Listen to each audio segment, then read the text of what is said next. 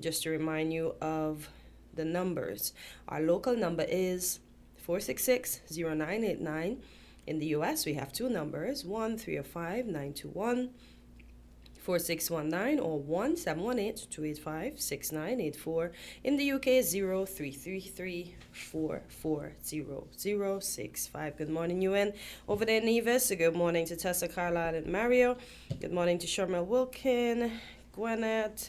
A good morning to Cleo, Dave Livingstone, Rusty. Good morning to all of our regular listeners. Good morning, Carrie Ann. Good morning.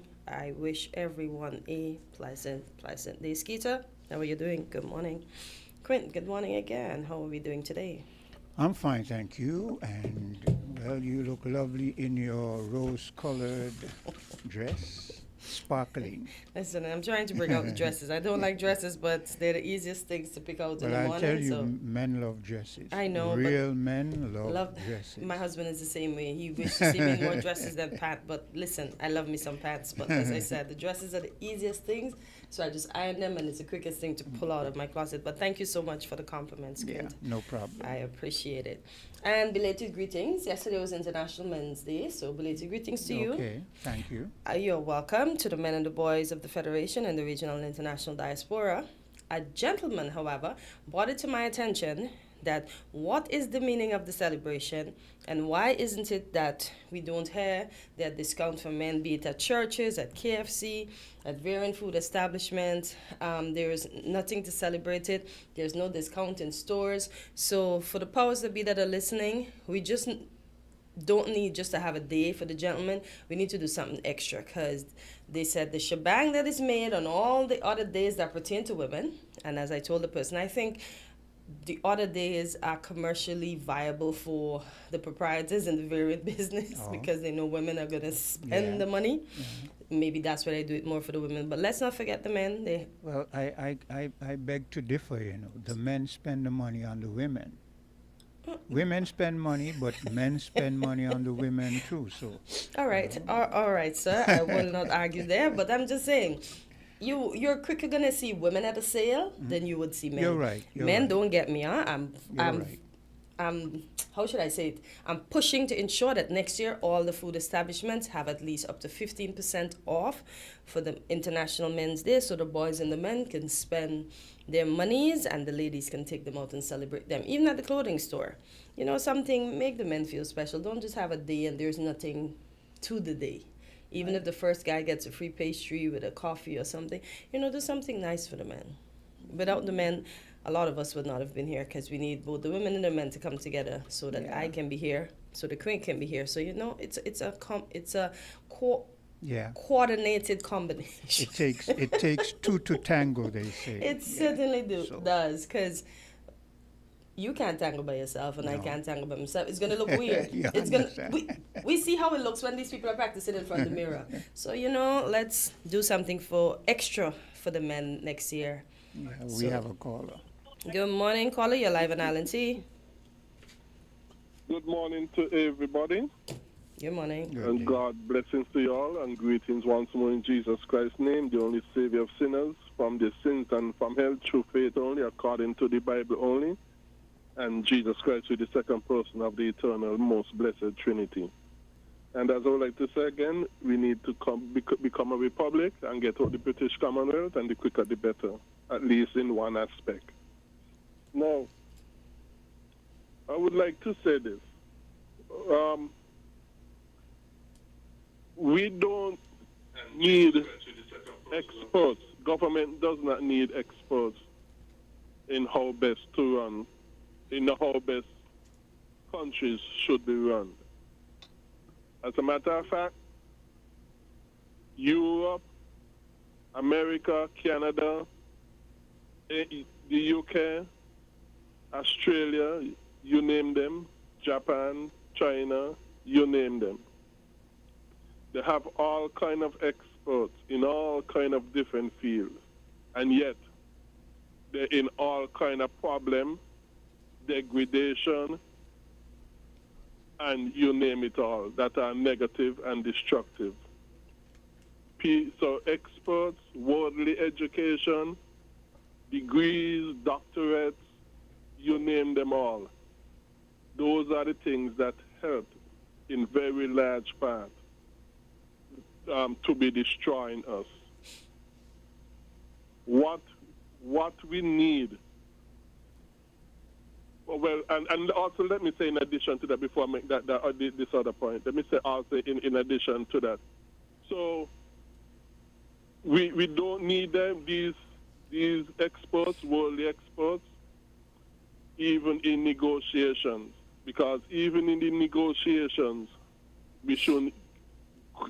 Government should not even be doing them in the first place. These are things for the private sector to be doing and not government. And the experts them don't even know that. What we need to be doing and having, first, our leaders and all those in government and their advisors and that sort of stuff, they first need to be the godly, Christian, biblical men that they ought to be. And secondly, we need, including government, to be doing things the biblical way only. That is our only solution. That is our only answer. And they're all found in the Bible, not in the experts, not in the worldly degrees, doctorates, and you name them. Our blessings, prosperity, answers, solutions to all of life, all areas of life, are found in the Bible only.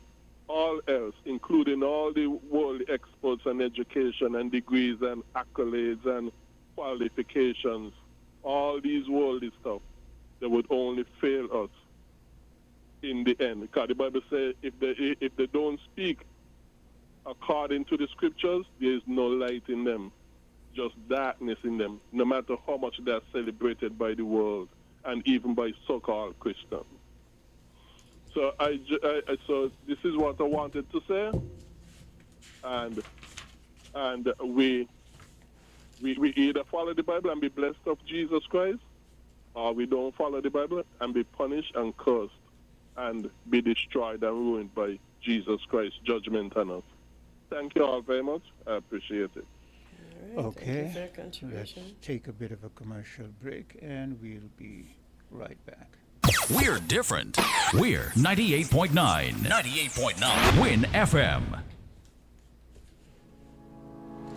Did you know that if you jointly own property with another person, whether it be your spouse, some other relative, or a friend, and you die, your portion of the property passes to the surviving party and not to your next of kin? This is why it is important to understand the difference between joint ownership and tenancy in common before you purchase property with another person. Most people, especially couples, tend to opt for joint ownership because it's much simpler. But there are implications that you should understand. With joint ownership, even though there are multiple parties, you're collectively referred to as the single owner of the property in law, so that if one dies, his portion passes to the surviving party.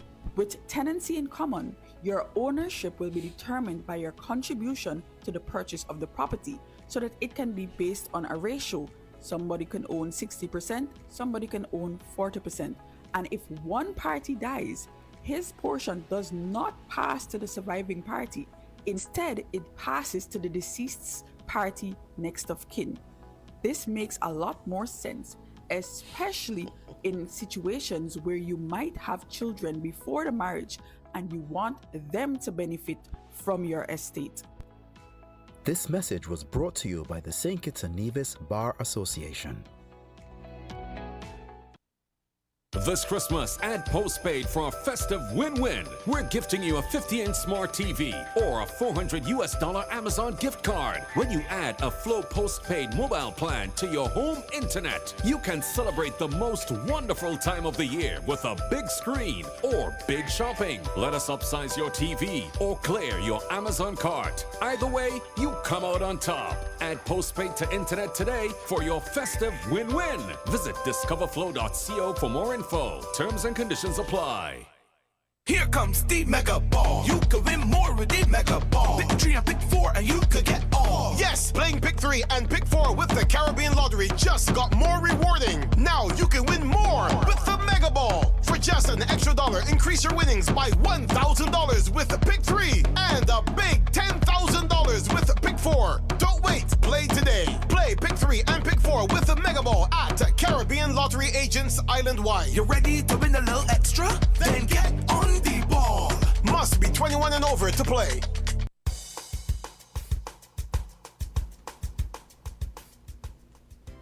And we are back on Island T. And good morning to Miss Henry. I'm sure Miss Henry is going to remember what I'm about to speak about. On the 18th, I didn't get to mention it, but I think Quint would know about it. I don't actually remember learning about this in school and in Guyana, actually, because I went to school up to second form, at least in Guyana. And I don't remember commemorations. I guess it's something that isn't talked about much, but you know about it. My mom would have informed us about this, and I'm speaking about Jonestown, that's in Guyana. Originally, it was the People's Temple Agricultural Project. So they were in the Barima Wani region. So it's if you see the pictures, I don't know how much of it you would have saw print. It's a big settlement, well, the land, and they're like in the middle. So they were doing agricultural projects, farming, they had chickens, they were self-sustainable. And we know they moved to Guyana because he said the American government was interfering with his business in the U.S. So the People's Temple Agriculture Project, better known by its informal name, Jonestown, was a remote settlement in Guyana established by the People's Temple, an American religious movement under the leadership of Jim Jones. November the 18th, 1978, a total of 918 people died at the settlement. Well, 909 died at the settlement because his sons were in town. They survived.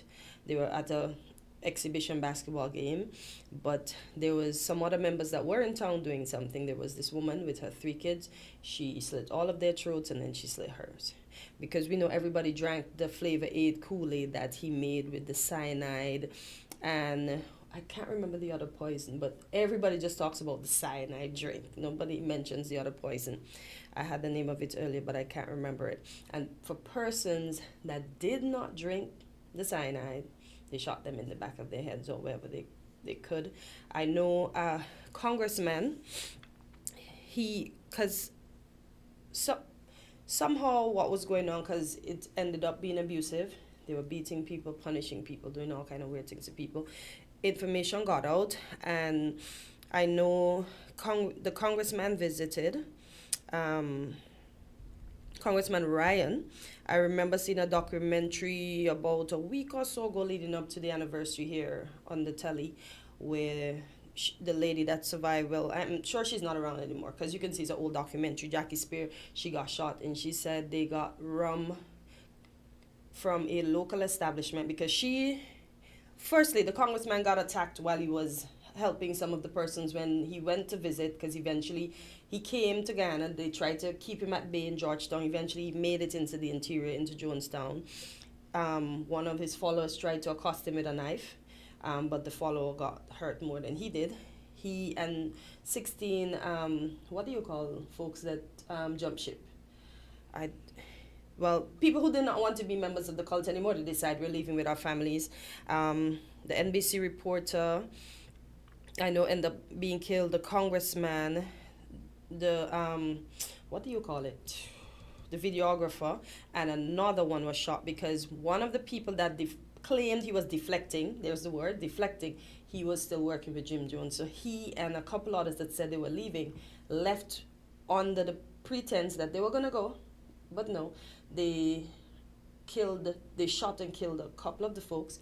I saw a documentary where this young lady said she and her sister and her sister's boyfriend and some other buddy run away because they saw their moms, they shot her head that it was hanging, and her dad ran the other way. They were in the jungle for days. They got fever, they got cold. She said at one point she stepped into the water and she went down and she thought that was it, and she just felt her hand, that was her sister boyfriend, just pulling her back up and rescuing her. Eventually they were found by some locals and they were returned to the police station in Guyana where her dad was.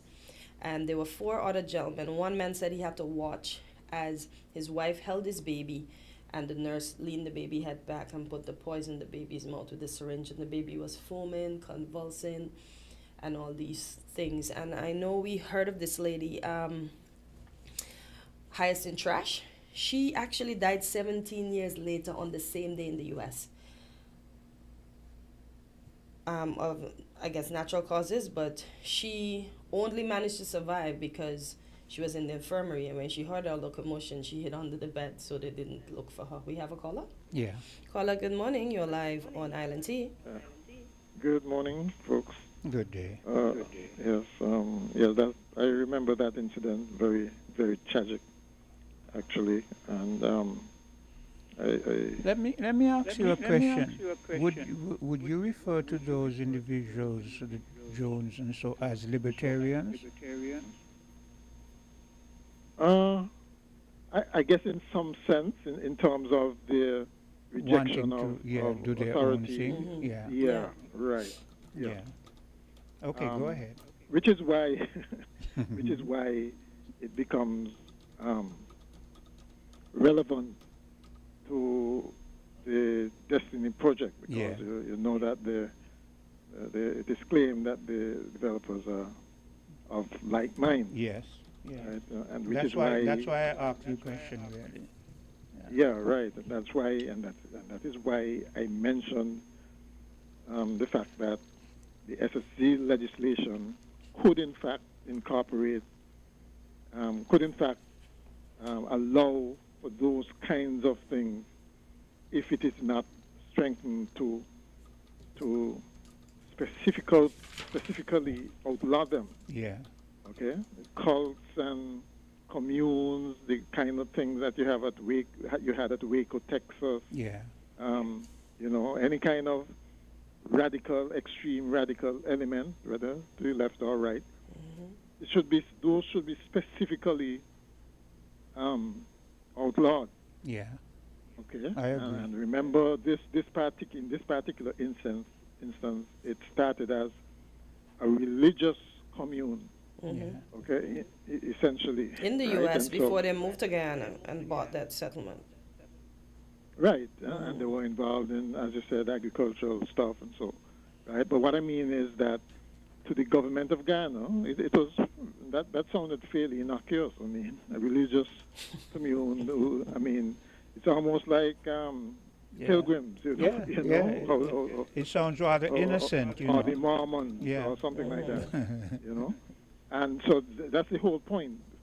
Things start fairly mundane and seemingly innocent. And but to me, right, the red flag was that, as Cortensia said, he moved from the U.S. because he felt they were butting too much into what they were doing, and they wanted privacy, and there was where the libertarianism come in, where you want to be in an area where you do your own thing and no one infringes on what you do. But you see what it led to. Exactly. Yeah. So whatever safeguards are in place for things like that, if people want to come and live exclusively, I don't like the idea of people living exclusively in an area to themselves at all. Yeah, neither. Especially a large area. Yeah. Where you have less control of what is actually happening there. Okay. And certainly in large numbers. I don't know how big the commune was. I think it said about 900. 1,000. 900 was killed. Yeah, right. 1,000. 918 in the total that lost their lives. 909 on the settlement. Right. Mm-hmm. That, and compare that with the anticipated 7,000 to 10,000 people coming in. Yeah. You have to be careful. You have to be very vigilant with things like that. Don't just look at the money. Look at the possible repercussions of project of that scale on your country. Yeah. And I don't think that our leaders are doing that enough. They're just looking at the money. Yeah. And the so-called benefits of jobs and opportunities. Yeah, there's always a trade-off, and you really got to look at that. There's something that Greg said about experts.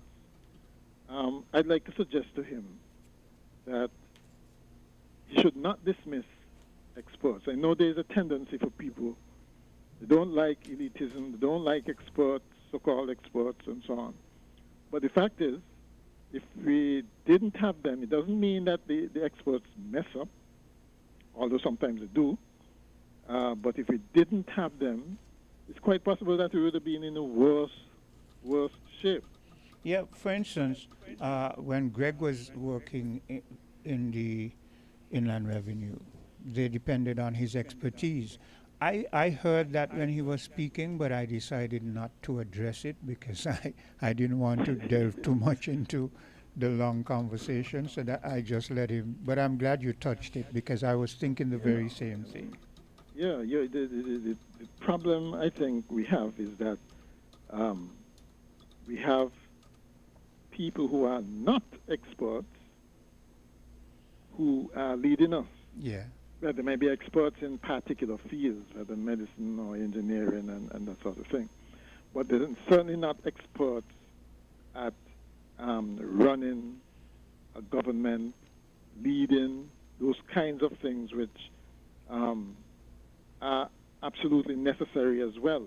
Yeah. It's not all about being an expert, right? And certainly when you do have experts, you should listen to them. I agree.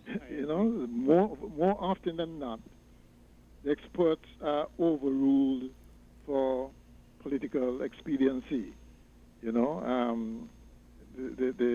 Somebody might go to a minister and say, listen, I want this extension to my, also I want to build in a particular zoned area that does not allow for the building that I'm going to put up.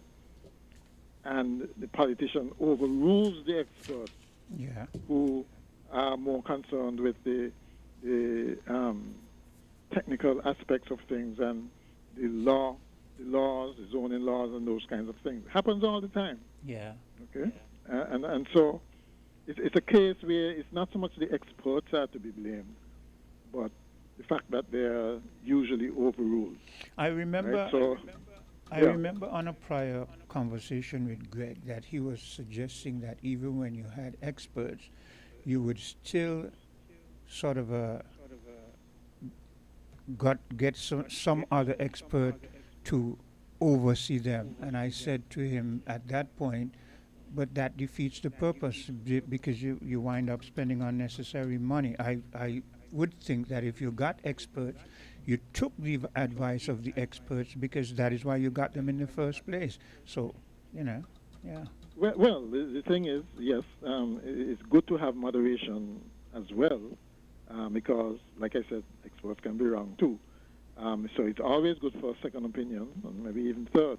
Certainly if it's an issue that is game-changing, life-changing, and so on, you want a panel more than one person, one particular person, giving an opinion that you just take. I mean, it's just like going to the doctor, if they tell you that, something is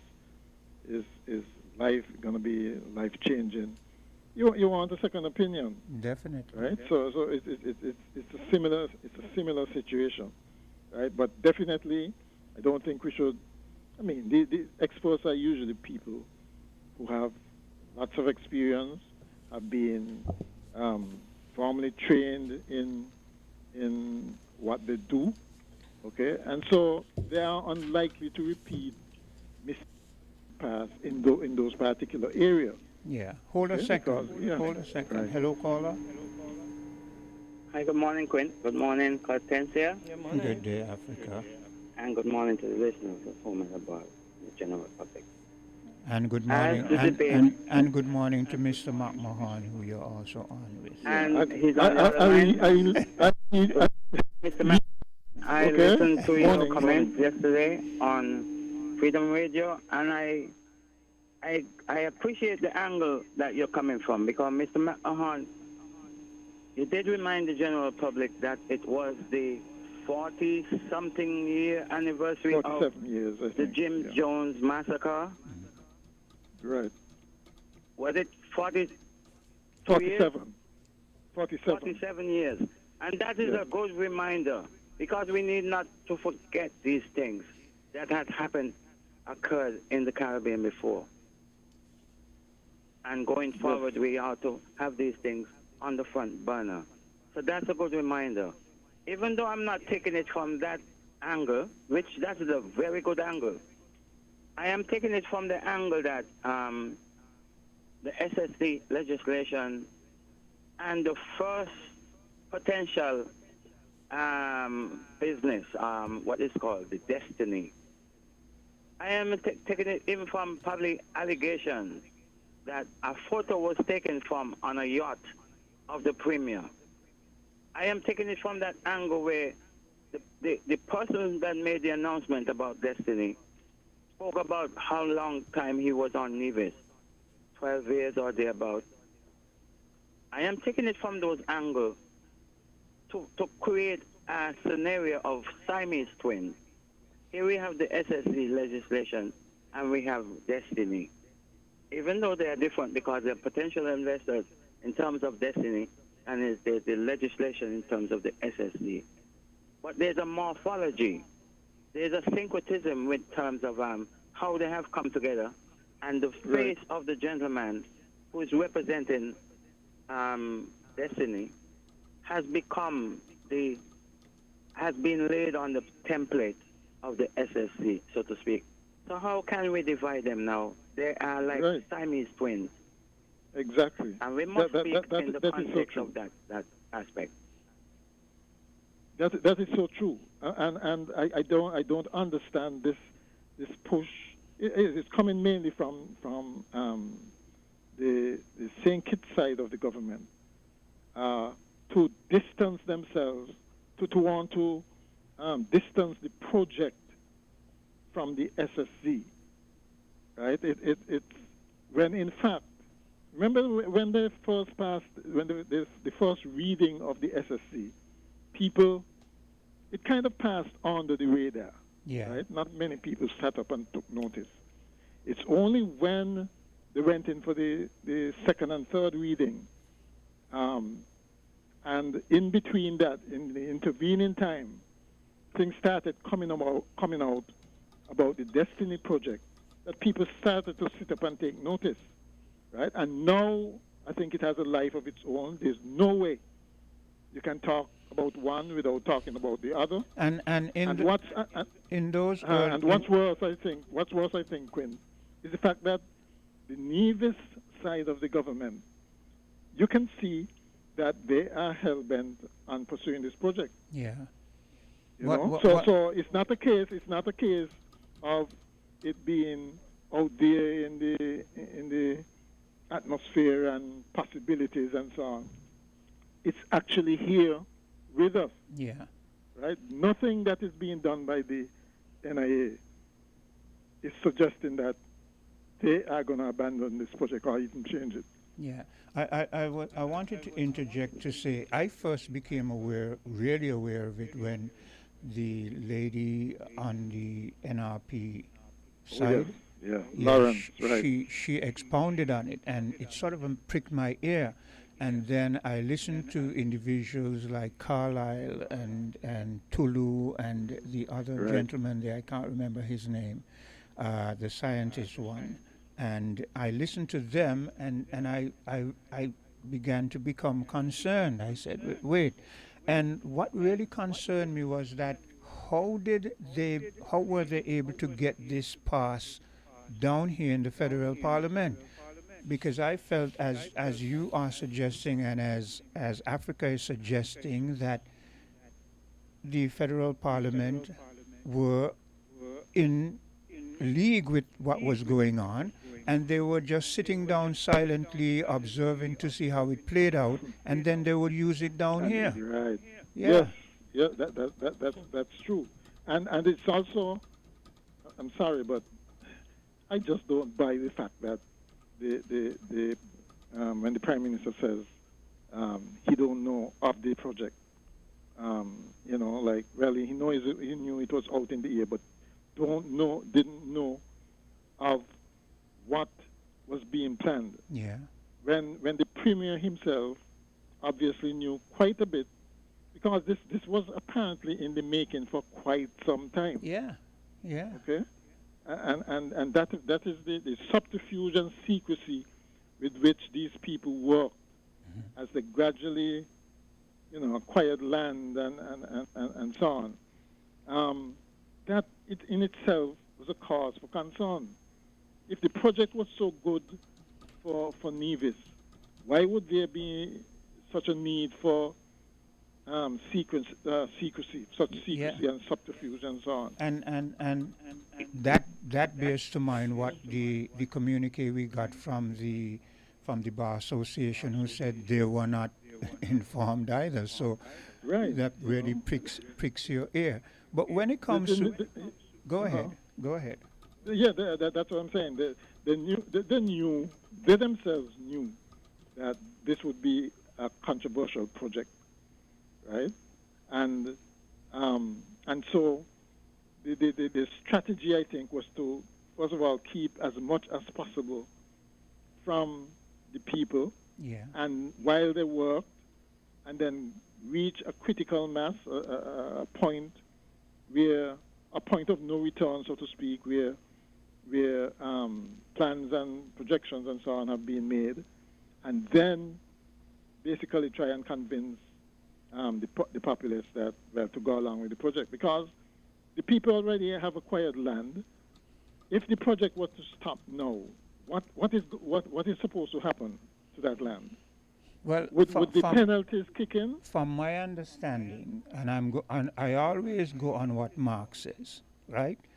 It is either that Mark is telling the truth or he's not telling the truth. If we follow what Mark keeps saying, even though I agree with you and Africa that he seems hell-bent on pushing this thing, but if we follow what he keeps saying there's no final agreement. If he's telling the truth and there's no final sign-off, which we kind of find it hard to believe because they seem hell-bent, but if his statement is true, I would surmise that if it fell true, that there should not be any repercussions because you have not signed off on it. The key is we are not sure if that is the case. Well, I mean, And there are if different I might stages. interject here. There are different stages of signing off. Eh? Africa wants to interject. Yes. Go ahead, Africa. If I might interject, listen from the conversation yesterday with the sitting with Azad Combs and the government representative and the advisor, Mr. Austin Edinburgh. He is somewhat peddling back because he's like saying, oh, we don't really necessarily have to approve the destiny, but to put meat to the bone. There are hints from Nevis's end that their national assets might be compromised in terms of our scarce resources, water and electricity. I know there are plans where the geothermal, that 12-year-old project, they're trying to source funding. Are they going to relinquish the funding that they're trying to source? And I love the Destiny guys with deep pocket to fund that geothermal. How could you compromise your national assets, your scarce national assets, in water and electricity? That is the scary part. The essential foundation of any growth to any economy. Yeah. I heard the hint from probably the Premier hinting on those Destiny's persons, investors, would get involved with water and electricity on Nevis. Yeah. That's a dangerous path to go. Because it's like, are you going to abandon the funding from the World Bank, whichever bank you probably sought to fund the geothermal and I love the Destiny owners to really fund the geothermal project. Yeah, I agree with you, and I agree with you that it is a dangerous thing. And if you listen to the Destiny individuals who speak on that promotional clip, you hear them extending their tentacles even further because they're speaking about contributing to the development of education and health. Those are things that our government should be, making sure that we have. So here's, as you're stating, they're going to be controlling our main sources, electricity, water, and then they're speaking about advancing. Look, even just the name of the place itself makes me cringe.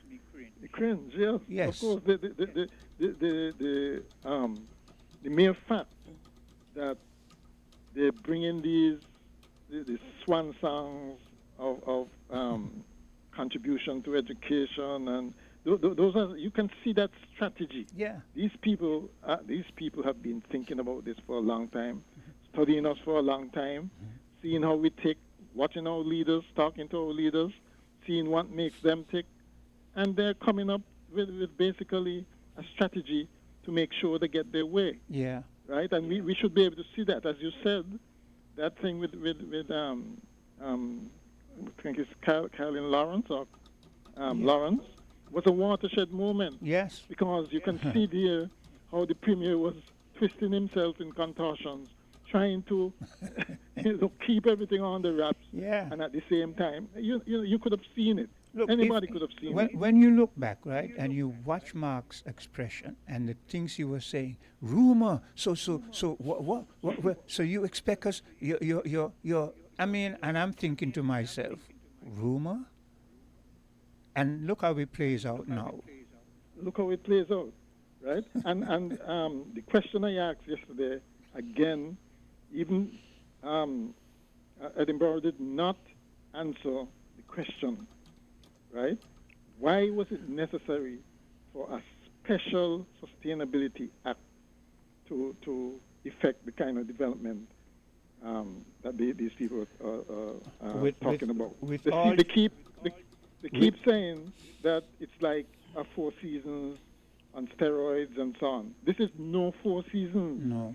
Right? He said that, well, what you just said about the fact that they wanted to make sure that they have enough adequate water and electricity and those kinds of things. You can do that in an agreement without a special sustainability act. Yeah. That act, the reason for that act, as somebody said, was essentially to pass some of the features of your government, of governance, over to these people. And what I realized when I was playing those clips with Afran Ali yesterday, you realize that area where they've discovered the oil and so forth, it is part of Guyana's special sustainability development project, and it is owned by Guyana. Right. And it is because it is owned by Guyana that whoever goes and prospects for the oil has to agree with a proper percentage that Guyana would get. Right. But here is it, we are doing the opposite. We're saying we are coming up with a special zone and we want to give it over to people to own and control in our... Right. I mean, it doesn't make any sense. What are we going to get for it? Yeah. It doesn't make any sense. That's a huge, I mean, if you were to look at it in terms of how much of that, what percentage of the country that is, and the Guyana zone itself, it would be, it would be mind-boggling. That's it. Right. So you have. I don't know what's gonna eventually happen. I mean, this is one thing I don't think that can be ignored. I suspect. I agree. That in the coming weeks and months, some kind of definitive position will have to be reached on this project and this act. What to do with it, whether to repeal it or to amend it, but I don't think everything could stay as is, where the project seems to be unraveling in the sense of proceeding along, while the act remain as it is, and nothing is changed. Yeah. Okay? I just don't see that happening. I suspect something got to give somewhere. And with Not with all these and organizations coming out against it or expressing reservations, something has got to give. And with all due respect, when it comes to Edinburgh, I feel that for him as an advisor, I think he's way out of his league. I don't think that, I question his capacity as a real good advisor. This is not where you speculate on whether who will win and who will get a majority. This is it's on the politics. Yes. I understand what you're saying. Yeah. I've heard that repeated so many times. But the thing is, what you have to remember is that the prime minister chooses who he wants to advise him. Yeah. Okay. So that is why you may question his judgment. Yes. But in the final analysis, is who he is comfortable with. And so I agree. I wouldn't question that part. Well, I would question it though. Here's why I would question it. Because yes, he's the prime, emphasis on the word prime minister, but the prime minister is selected after the party has won by whatever procedure they go to, and he's picked by the rest of the party as the leader. It comes down to the people are the ones who created that government. You understand? So even though he has a right to pick whoever he wants to advise him, if we feel that he's not being advised properly, we should make a voice about it, and I feel he should listen. Yeah, even though I agree with course, what you're saying. Of course, I see what you mean. There's no reason why we can't be critical of his choices. I mean, the fact is he has made some decisions, some choices, which has backfired on him as well. So it isn't that he is infallible, right? I was just pointing out the fact that if he wanted his mother as an advisor, it's up to him. I don't think he distinguished between, he made a distinction between a political pundit, strategist, and somebody who is equipped to actually give advice on how to, on policy and how to lead and those kinds of things. There was a distinction that should have been made. And that is what I'm saying. I don't think that was made. Yeah. You know? I think Barrow might be quite good in terms of political, raw politics. Yeah, I agree. But once you're once you've won and you're in a leadership position, that takes a back seat towards running a country, making sure you have effective government. Yeah. Right. I agree. Africa, any final words before we take a break? Yes, advisors to governments and organizations and groups, they played a very tedious role. They're in a precarious position. And some advisors may or may not fit a certain criteria. Like, I did pick Mr. Edinburgh because we exchange words from time to time. And I said to him, if you were there sitting at when the Christoph Harbour, the new owners of the marina, I said, if you were there in present, and he indicated to me that he wasn't there. I was just trying to pick him. Yeah. Because of this sort of deal that went down there. Yes. And from that, I got an indication. He went on another conversation to tell me that he's trying to go between the government and Regiwell Francis to resolve that issue with Regiwell Francis. So, yes. But when it comes to an advisor to the destiny and one who will really wants to go between any potential investors when it comes to the SSC legislation, the criteria, there has to be a thorough vetting for any advisor or advisors to go and have a seat, because we know these people are coming in with their, they're on their height, and the highest of the echelon, when it comes to negotiators and their lawyers and the likes. They don't play this thing with us. And they know the vulnerability of us.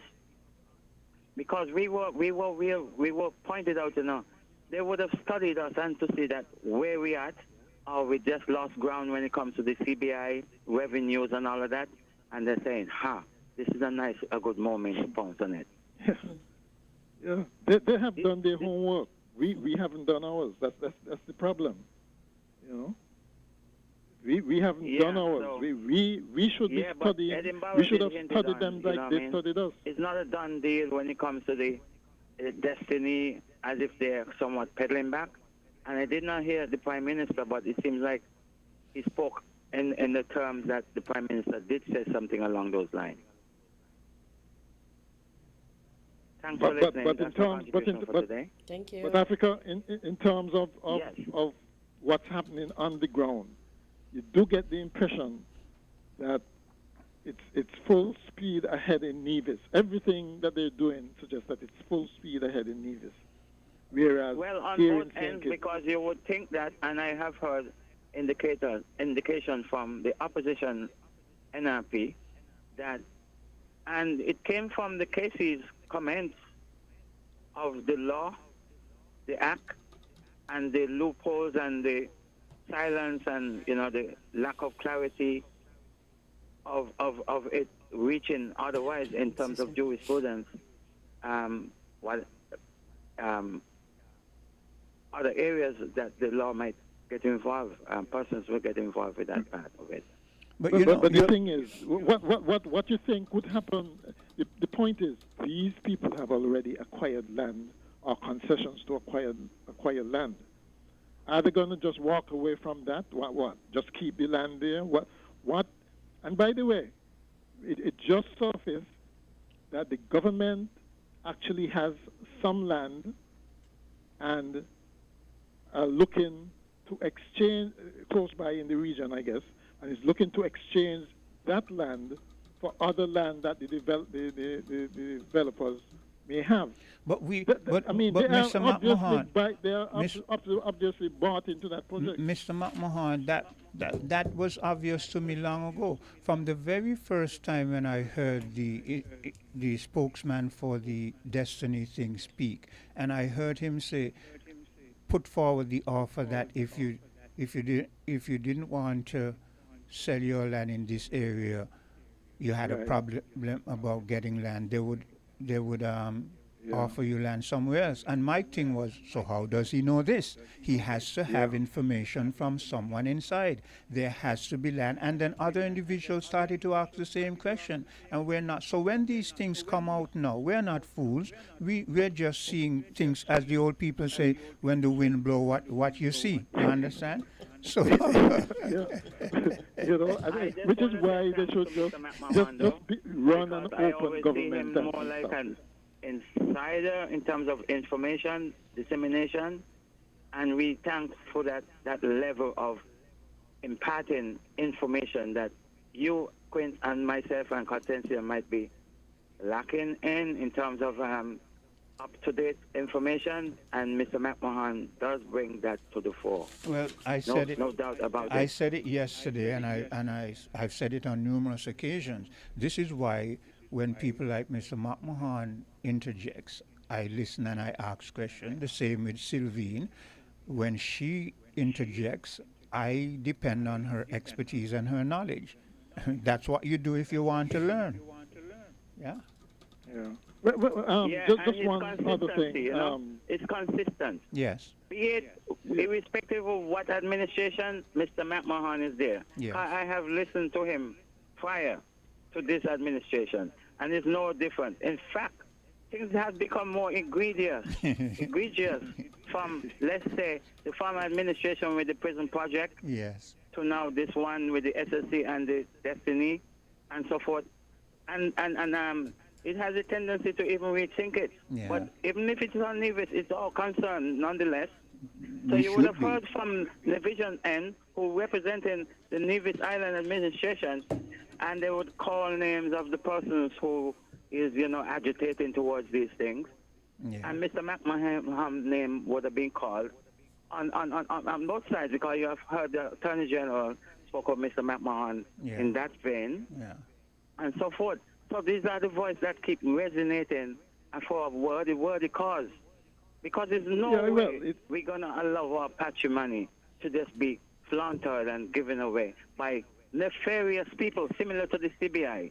How is it you have checks and balances with the CBI, and you're not going to have checks and balances with potential investors with their ideologies and the tendency to erode our way of life in these small islands?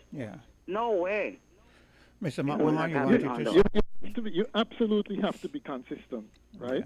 And I think that's one of the disappointments for me. And well, we refer to it all the time. When you're in opposition, you see all that is wrong. Yes. But when you go in, you do the same thing and double down. Yeah. You know. And so if you're going to be consistent, you got to be critical of wrong when you see it. And right? that you is must why have at least some form of principle, some form of standard that you adhere to. Yeah. And otherwise, you lose your way, and that is what I think is happening now, right? People once they were out of power, didn't know what things were about, and so on. Weren't approached by these big, powerful people. Now that they're in, and they are, it's like they're overwhelmed by it, and they're losing their way. You know, that's the whole point. And that, Mr. McMahon, brings up another thing, and I said it to the individual associated with the People's Action Movement. We're yet to see how they will sway, because in opposition they're saying, but I still see some flags popping up that might be of concern if they were to become the incumbent. You understand? Because which is why we should concentrate on systems or systems that provide proper oversight and so on. Make sure that those are working and so on. Regardless of who is in power, there are checks and balances. We absolutely need that. Okay, we have to take a bit of a commercial break now. So thank you both for your interjection. Timely and wise as usual. Yeah, so we'll take that bit of commercial break, and Cartensa, when we come back, you'll have someone sitting in with you. We're different. We're 98.9. 98.9. Win FM. Did you know that if you jointly own property with another person, whether it be your spouse, some other relative, or a friend, and you die, your portion of the property passes to the surviving party and not to your next of kin? This is why it is important to understand the difference between joint ownership and tenancy in common before you purchase property with another person. Most people, especially couples, tend to opt for joint ownership because it's much simpler. But there are implications that you should understand. With joint ownership, even though there are multiple parties, you're collectively referred to as the single owner of the property in law, so that if one dies, his portion passes to the surviving party. With tenancy in common, your ownership will be determined by your contribution to the purchase of the property, so that it can be based on a ratio. Somebody can own 60%, somebody can own 40%. And if one party dies, his portion does not pass to the surviving party. Instead, it passes to the deceased's party next of kin. This makes a lot more sense, especially in situations where you might have children before the marriage and you want them to benefit from your estate. This message was brought to you by the St. Kitts and Nevis Bar Association. The holidays just got a whole lot brighter with the new $5 Holiday Stash scratch ticket. It's easy to play, packed with $1,000 prizes and many chances for you to win big this holiday season. So go ahead, treat yourself, spread some cheer, and stack some cash. Play Holiday Stash today at Caribbean Lottery agents and vending machines island-wide. Must be 21 years and older to play. Please play responsibly. 'Tis the season for dreams to come true. There's Santa for the kids and CIBC Caribbean for you. Whether it's a house, land, vehicle, or upgrading your home, CIBC Caribbean can support your dreams with the financing you need. Enjoy incredible cashback deals with mortgages and land loans. Plus, your approved loan gives you a chance to win up to US $5,000. Apply now at www.cibccaribbean.com/sweeten the season. Terms and conditions apply. This Christmas, add postpaid for a festive win-win. We're gifting you a 50-inch smart TV or a $400 Amazon gift card. When you add a Flow postpaid mobile plan to your home internet, you can celebrate the most wonderful time of the year with a big screen or big shopping. Let us upsize your TV or clear your Amazon cart. Either way, you come out on top. Add postpaid to internet today for your festive win-win. Visit discoverflow.co for more info. Terms and conditions apply. Campari. Red Passion. Embrace the mix. Campari Red Passion. Full action, this is Red Passion. Embrace the mix. Add Campari, make it turn and twist. Add your chaser in your drink. Campari Red Passion, make the nicest mix. Campari. Campari Red Passion. Embrace the mix. Must be 18 years or older to drink. Drink responsibly.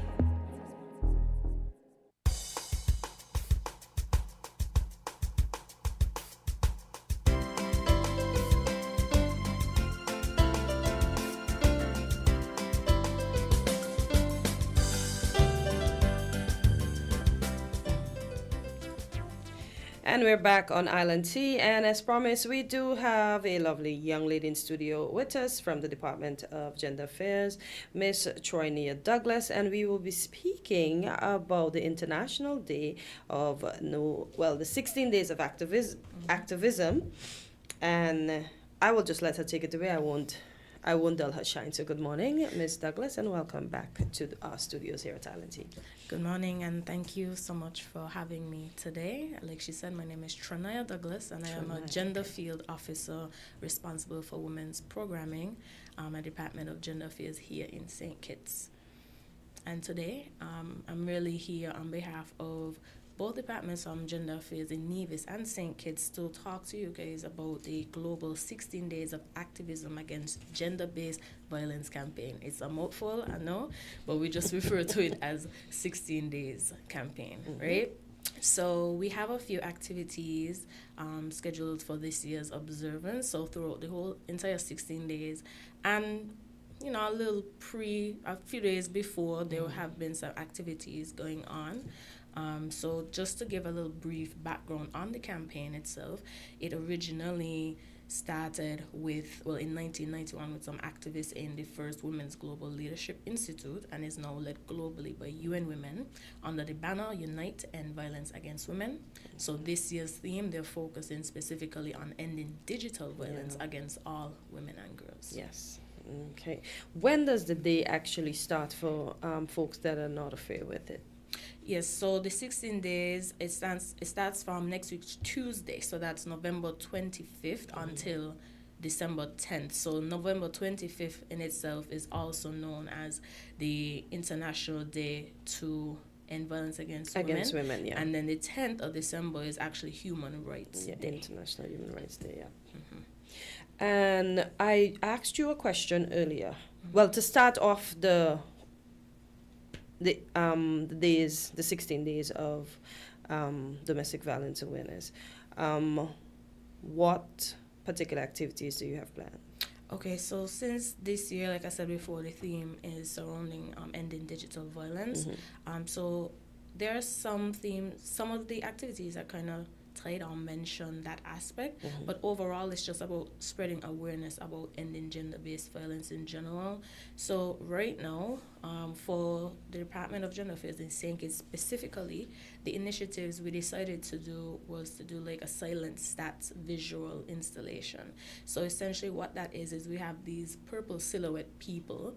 They don't have faces or anything, they're literally just purple boards that stand on their own, and then they will feature different regional, international statistics and local statistics of gender-based violence, and we'll be placing them in like high traffic areas. So you should be able to see it in places like Skelec or Inland Revenue Department. You might see it at the community centers, stuff like that, or even at the Clarence Fitzroy Bryant College.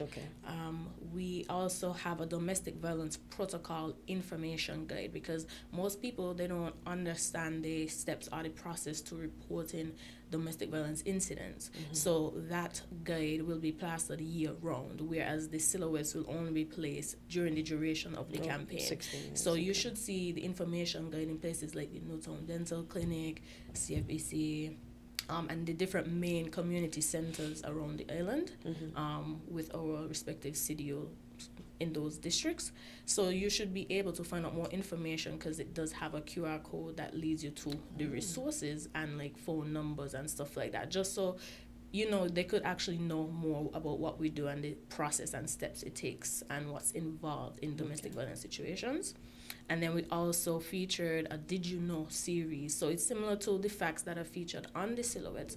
However, we partner with media houses such as ZIZ and here WinFM and also Freedom FM, just to talk about Did You Know facts, like a mini segment. They're really quick, really short, but it's just to educate the public and learn something new. So if you do, you're tuning in, listening, so you could learn something, or if you go to any of those places that I mentioned before and you see the silhouettes or the information guide, just take notes, stop, you could read it, and it will still have resources, so you learn so much about the campaign, as well as just the different areas that GBV affects us as a community.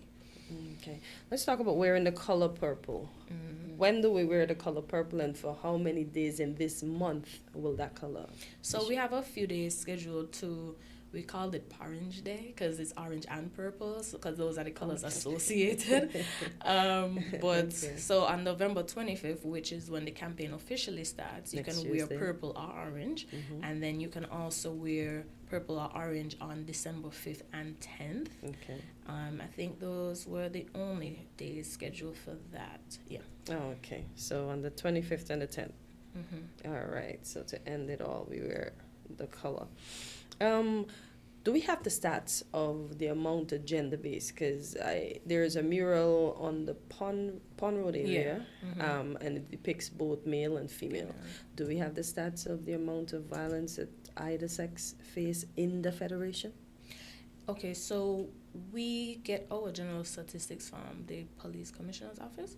So sometimes I do protocol presentations with stakeholders, or just the other day I did a 5-day workshop with the Customs and Excise Department on domestic violence protocol, and every time I show the statistics, everybody's like shocked because they can't believe the numbers. But so far, I know we had from maybe like 2020 to 2022 that I have currently. I don't have them in front of me right now, no but the numbers, I do have statistics on one of the silhouettes that talks about how much men specifically, just because a lot of people don't believe that men experience domestic violence or gender-based violence. So that's why I say it's so important to just stop and read and make yourself familiar with the information, just because it will really open up your eyes and give you a different perspective. Okay, I like that we didn't get what we asked for, so we definitely have to look out for those purple silhouettes to get our answers.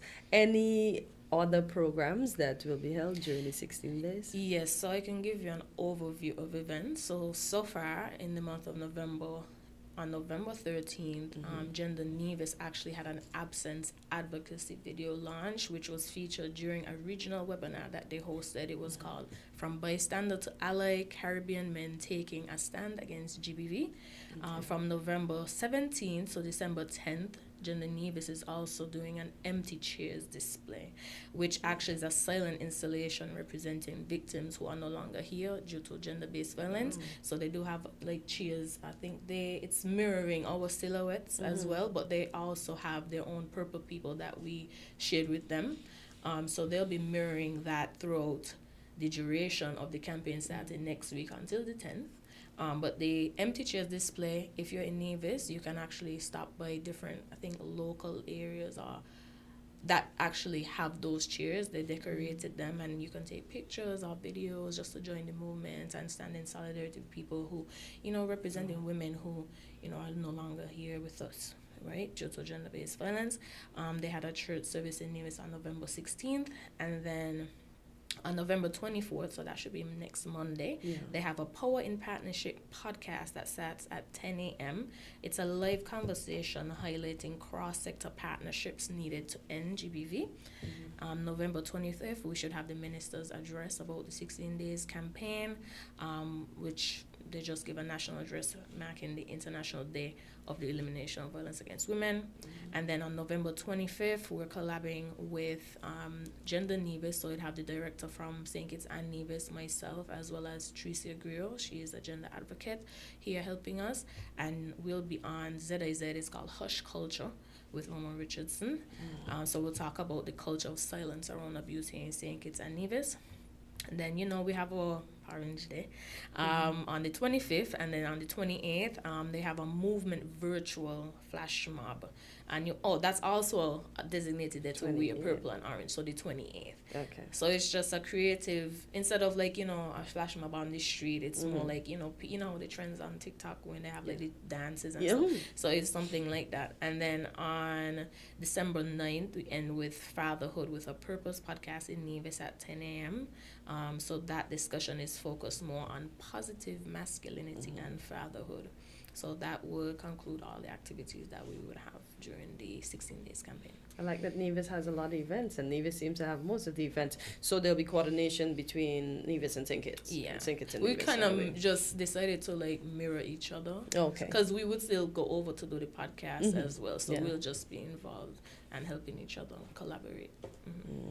What are you looking forward most over these 16 days here in the Federation? Just for people to learn about 16 Days, because when we did it last year, it was really good. We did like surveys and questionnaires, and people won raffle prizes for like, when they did the raffle after completing the different activities online. So a lot of people were saying, with feedback, that I didn't know what this was, so it really taught me a lot, because they learned about the Domestic Violence Act, what the ministry does, that type of thing, what domestic violence myths are out there, and debunking those. So it's the same thing. We just want more public awareness of what it is, just to say this exists. Okay. Do you pick establishments to go and speak to yearly, or do you have other establishments? Because you mentioned the customs and excise. Are you going to other establishments to educate our public about? Yeah, so sometimes it's, this year I chose them to reach out to them. They did ask prior to do a type of training session, so I was like, okay, why not do this? But last year I would have been asked to go to Nevis, and they have a teen mothers program and a women's program for less fortunate women with domestic violence as well. And I would have done the presentation with them as well, and then I would have also done the training with heads of the police department as well. So it just depends. People can reach out to us, or sometimes we will just look to see, okay, who would be a good group to, teach about the Domestic Violence Protocol and the Domestic Violence Act. So it could vary. So we choose, and sometimes they reach out. I have one question. Grassroots. I know children that will go to school and tell their teachers, oh, I see mommy get legs, I see this, I see daddy this and that. Right. How will your department reach out? Because we know from there, kids see these things, they can grow up and think it's okay. How influential is the department on reaching the young children? At least from preschool age? So just to clarify, the Department of Gender Affairs, we don't necessarily deal with child cases. It would be PCPS, so that's the Probation Child Protection Unit. So we do referrals. So if it's a situation where there's a domestic violence situation, we would deal with the part where the parent is involved. But if it comes to us first, then we would have to refer the case of the child involved to PCPS, and they would handle the issues with the children in the home. Specifically. But okay, let me put it this way. Okay, a child is seeing his mom and dad fighting, goes to school, you're the teacher, this happened, that happened. I mean, like that. How are the children educated to deal with it? The same avenue? Thing. Yeah, it's the same avenue because Okay. the PCPS officers do go around to the schools as well, and they also do their own presentations, and they have been doing a few PSAs as well. They've been doing different PSAs as well in reference to, child abuse and that kind of thing. So they also play a part in educating. Okay. All right. Okay. So did we get all of the activities out? Yes. Just want to make sure. Okay. So is there anything that you want to? We have a minute to go. Anything you want to remind the listening public of? All right. So I would just say, everyone has a role in ending violence. Silence protects abusers and speaking up protects victims. Digital violence is real violence and survivors are not alone, and support services do exist here. So feel free to reach out, call us. And then to close, I would just say, as we observe this year's 16 Days of Activism, we invite every person in St. Kitts and Nevis to be part of the solution. Violence is a national and community issue, and together I feel like we can build environments that not only will safe environments for women, children, men and children, online and offline. So thank you so much. I refuse to believe that we have all these things going on here, especially when it comes to digital bullying and all of these things, but it's the world we live in. Thank you so much, Ms. Douglas, for coming in and educating us. Yes. And we look forward to supporting you, and I hope the listening public will support. So remember, we're wearing orange or purple on the 25th, the 28th, and the 10th of December. So let's support and let's end gender-based violence. Yeah, thank you so much. You're welcome. You found the sound 98.9.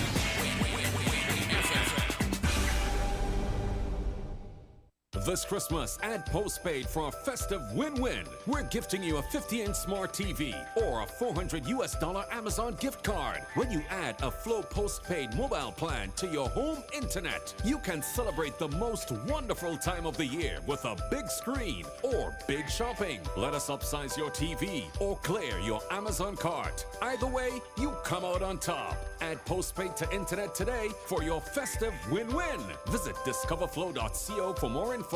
Terms and conditions apply.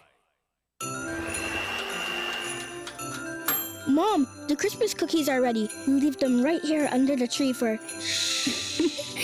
Santa or for CIBC Caribbean. 'Tis the season for dreams to come true. Whether it's a house, land, vehicle, or upgrading your home, CIBC Caribbean can support your dreams with the financing you need. Enjoy incredible cashback deals with mortgages and land loans. Plus, your approved loan gives you a chance to win up to US $5,000. Apply now at www.cibccaribbean.com/sweeten the season. Terms and conditions apply.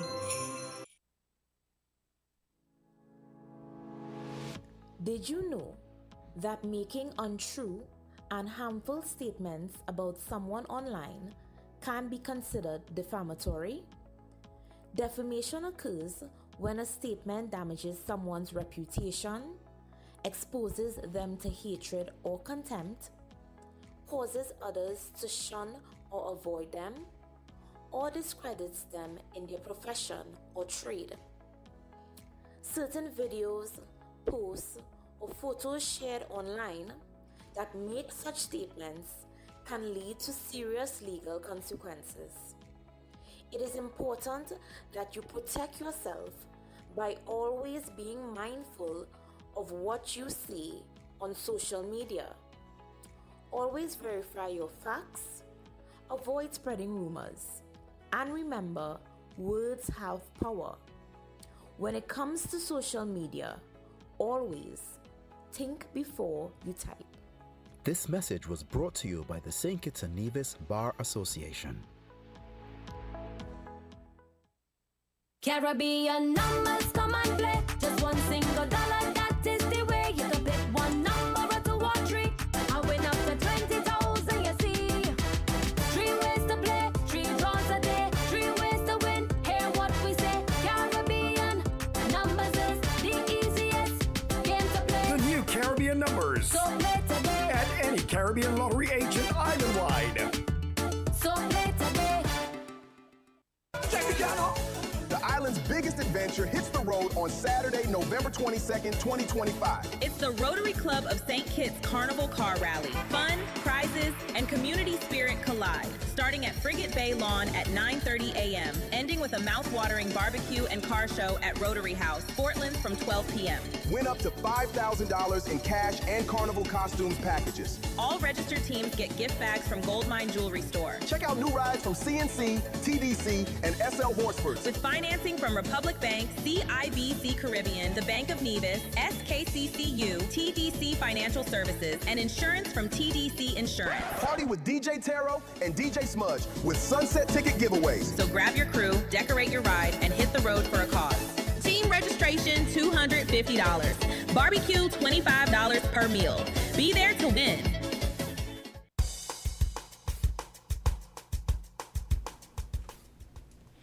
And we are back on Island T. And as we continue along... We have a caller. Okay, caller, go ahead. You're live on Island T. Good morning, Cortez here. How are you doing? You're giving God thanks, man. All right, nice hearing Morning, you. Queen. Good morning. You're Which fine is a today? good thing to give. Hello? You're fine today? Oh, yes, man, I'm fine every day. Some days fine and stuff, you know? Nice. Good. Yeah. When you got cassava meal, sometimes some of the things are rougher than the others. Yeah. But God is faithful. Amen. He gives me hope. Yeah. Now, let me start with Happy Men and Boys Day. We're belated. That was yesterday. We don't want them to get us, you know? That was the 20th, then 20th? No, 19th, yesterday. The 19th? Mm-hmm. Well, they deserve it. They Some do. of them do. Oh, Jesus. No, some do, you know, some do. I don't want to get beat up. But we first have to explain what exactly do we want men to do and what is in place for them to do it. Unfortunately for some of us, some of our men, we're still on the plantation. That's what I call it, eh? Oh, boy. The breeding and the non-maintenance and so. Oh, boy. Anyway, the next thing I must compliment Win on having that legal thing, because I always wonder why we don't have enough contributors from the community. You know, psychology. I recall when I was in Jamaica, I used to listen to all of this. And I play them on my tuning, eh? They have somebody for every aspect. Because sometimes rather than a long thing of music, and music is good, we could get these people to contribute. So will this be for a while or what? Well, where we sit, we don't know for sure because we're informed when we will have interviews and what they will Well, let be me tell the management team, we need to educate our people. We will have less ignorance in the country. People will be helped. This morning I was listening to a thing on farming, Farmers Morning on RJR 94. And farmers calling and different things and so. Not just the consortium. People in St. Kitts, some of us are very narrow-minded. We listen to this if it's a party. You know, we're not rational. But the more information and education you get, you should be. So I am asking them, are you talking about Men and Boys Day? What exactly do you want our men and boys to do? Yeah. What social structures are there to aid them or to encourage them? Now, I listened to Van on Tuesday night. And at the end of the show, an advertisement came on. Destiny is advertising jobs. Do you know that? No. You said it. Hello? Yes, you said No. it yesterday. Well, Quintus, I wasn't here yesterday, so I don't know. But no, I don't know Miss Henry. But did you check into it, Quinn? I told you I was not going to. I don't say things if I don't mean them. I'm not interested. No. You not see, to play it, you know. there's a But to twofold. there's a twofold thing here, because this is why we as a people sometimes cut off our own legs. Because yes, we were desperate for work, we want to advance, we want to be able to buy the amenities of life. But if we know something is not projected to be good, and it seems like it's going to offer a detriment to our freedom, why should I be a part of it? But I'm only me. I know what my aim is to say. I've said it before. People talk about having consultation and all that. That is only cover up, because if you are proceeding with the project and you are saying that's a good point. That you have not received, that cannot be true. I agree. That's in my point of view, Yeah, and I got it, I got it. Yeah. Because someone was saying, it's not a bad idea. And they're appealing, well, all of these students leaving school and whatever. We need to plan. We don't plan, And we bawl about the IMF come in, we bring them in ourselves. But even if we have students leaving school, Ms. Henry, let's say these students are coming from university. How many university jobs will be available? Because even was inviting people who live over abroad to come home. Yeah, but will the jobs be available that they want? So I sure our people don't understand that we only talking and wasting our breath. Because no matter what we say, it's a done deal. Yeah, that is what Miss Sylvine emphasized yesterday, and she's reiterating again, and I agree. If this is why I said this morning, it all comes down to whether Mark Brantley is being honest with us or he is being dishonest. He says nothing has been signed off on, but yet still we see things going on as business as usual. So yeah, it questions. But that is how they are. Politicians in St. Kitts. They talk and they wind you up. And then they say, they were promising that they didn't mean it. Mm-hmm. If you learn to analyze things, you won't be caught up in it. Yeah, I agree. The argument is now going to be, those who say don't sign up, they want people to have a hard life and whatever. Yeah. That's the angle. God is a psychology,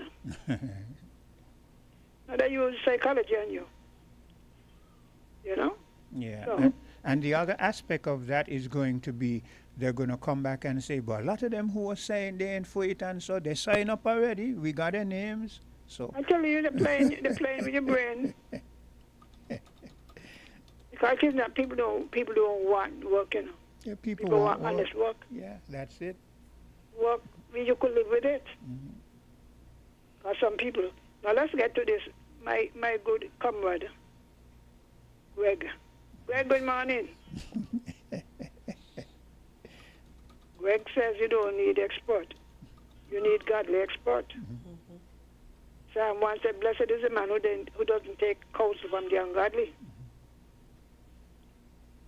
But all kings, even Moses used to do all the judging and stuff for himself.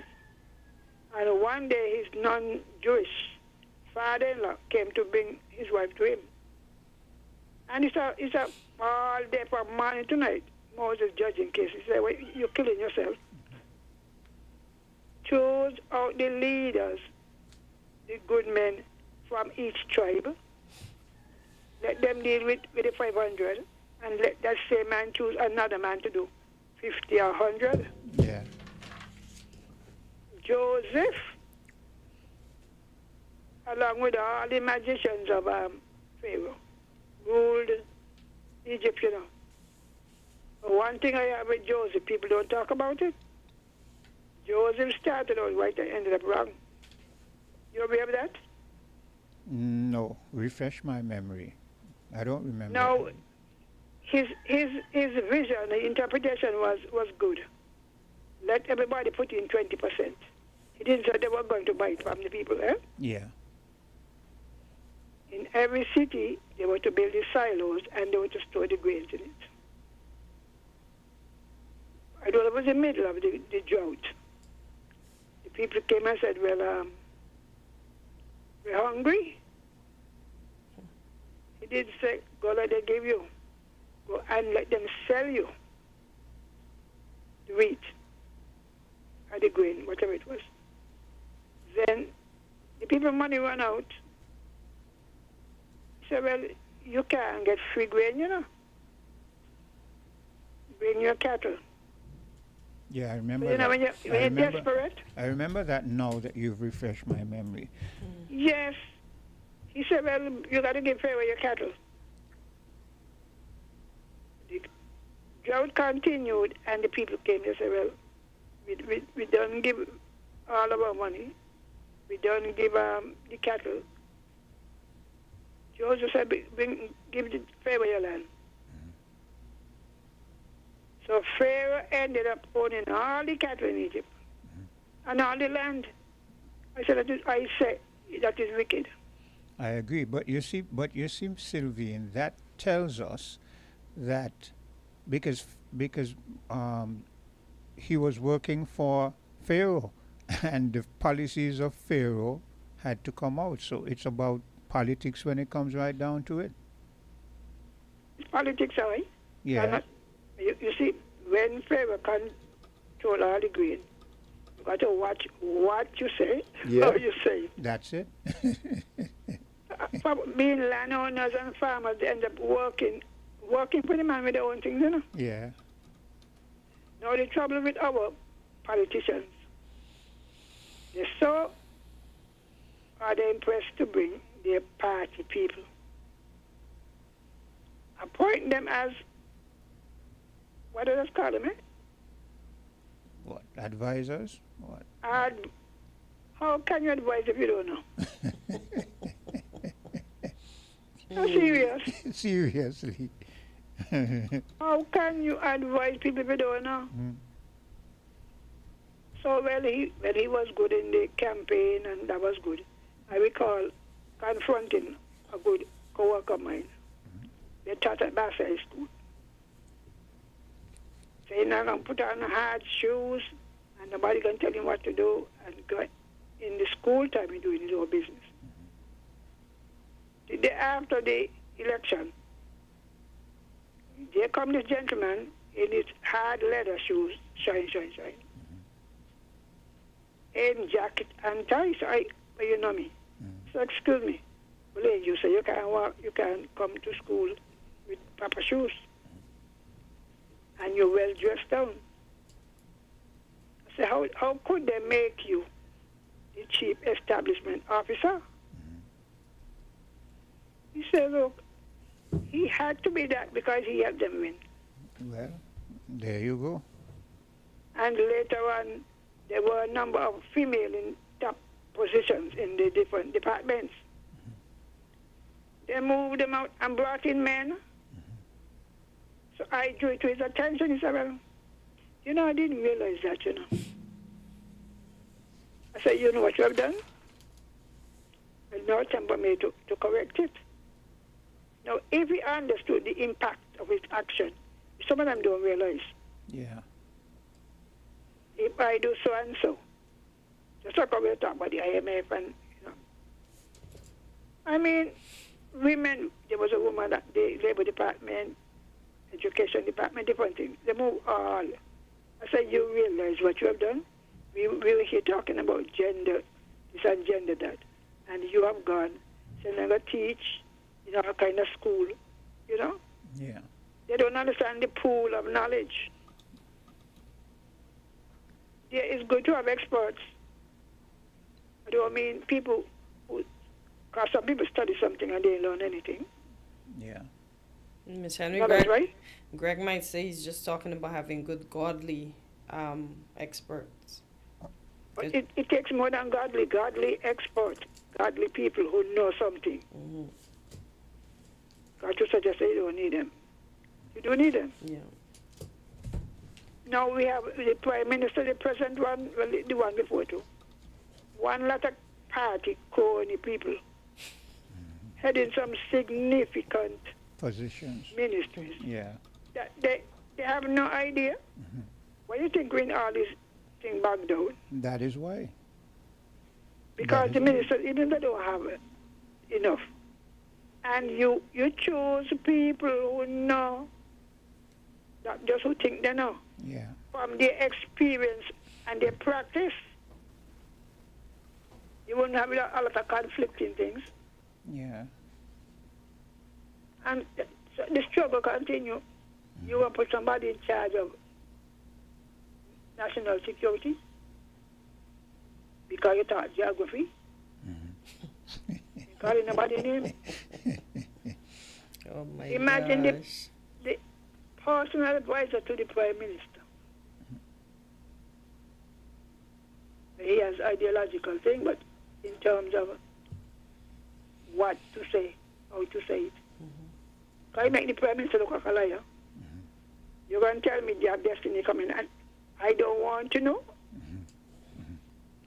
That sounds like that sounds like sense to you?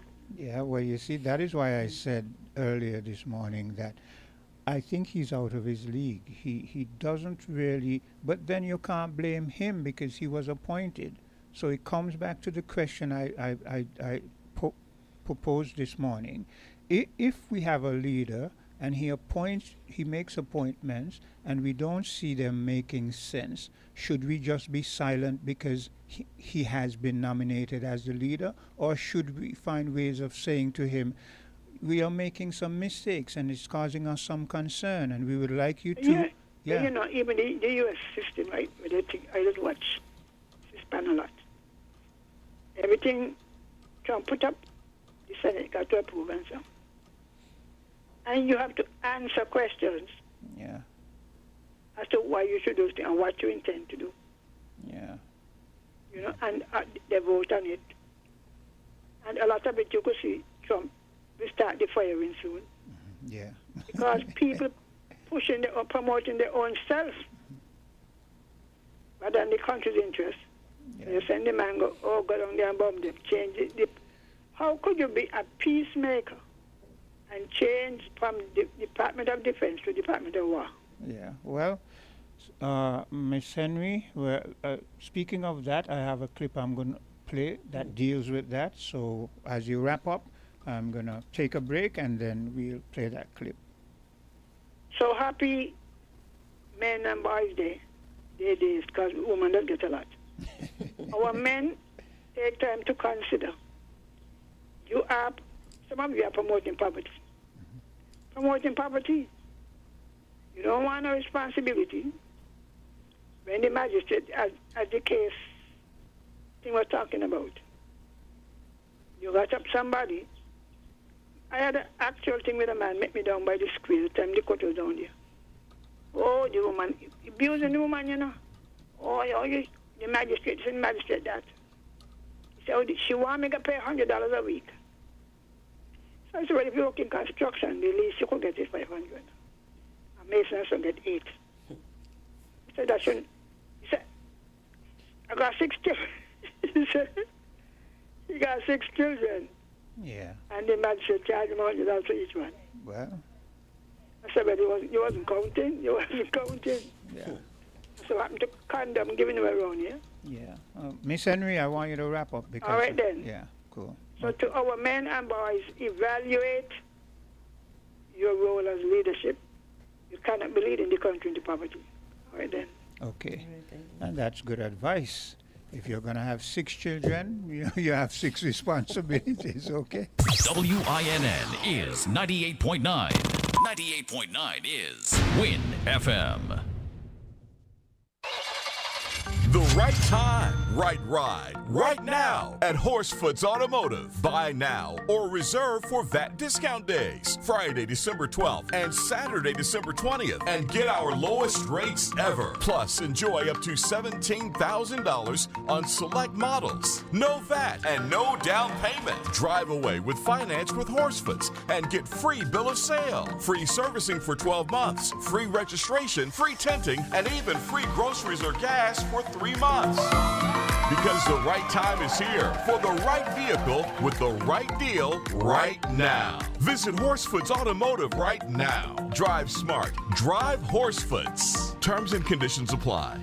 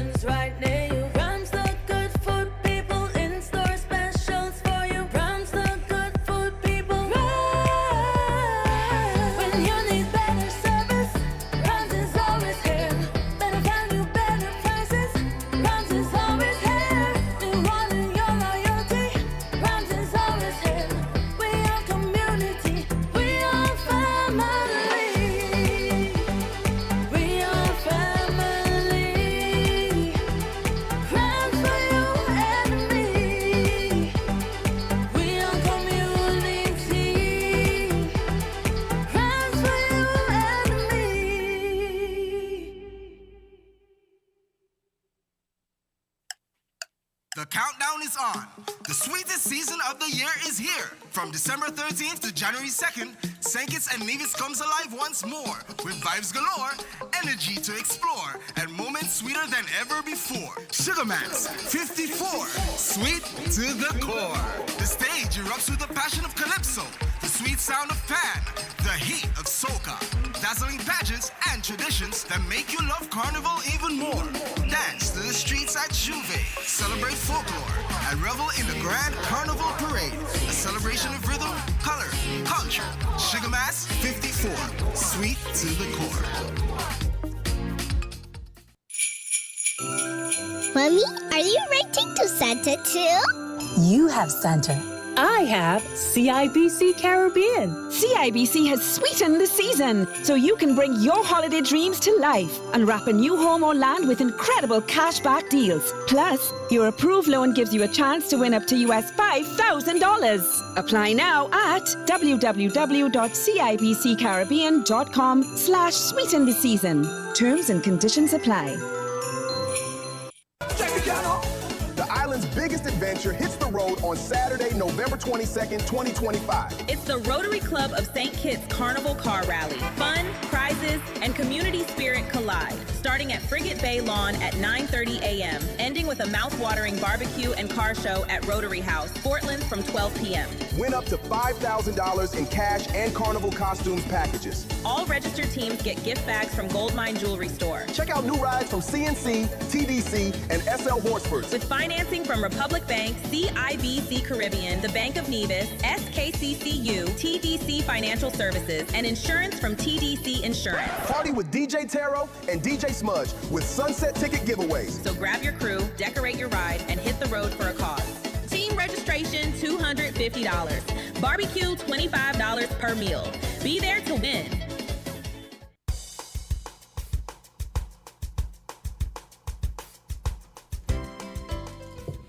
And we're back on Island T. It's just about 9:42 in the a.m.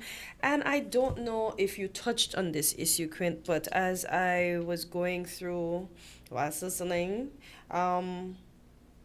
with regards to International Men's Day, one of the areas that they were focusing on was mental health. And we had two instances. One where the young man walked in his birthday suit across there to the port in Nevis.